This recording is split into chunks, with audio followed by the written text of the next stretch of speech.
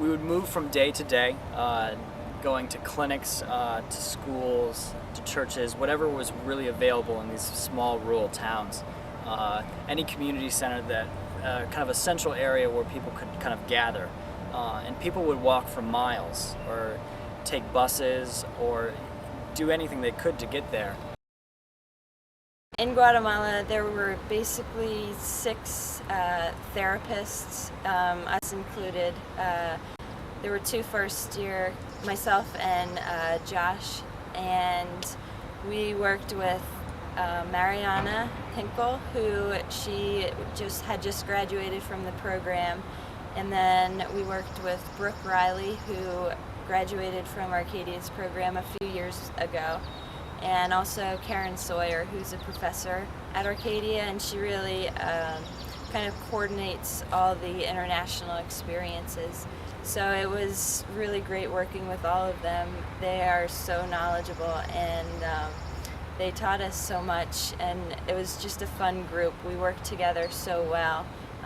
So being a first-year student, I was more there as a translator for Spanish, and I worked with one of the therapists each day who didn't speak as much Spanish. So it was really a great interaction working with them. On one occasion, we were kind of scoping out a new site for Hearts in Motion, and it was in a remote mountain village that was, I think, an hour from the closest road. And we were traveling through these small mountain passes, and there's cliffs on either side. It really felt like we were in a different world. And then to see after all this that there were small villages that didn't have running water, didn't have electricity, and they were thriving up there. But they really lacked a lot of medical attention that they could use this for small children or even the adults. So if there was ever an emergency, they would have to drive for 3 or 4 hours to the nearest hospital.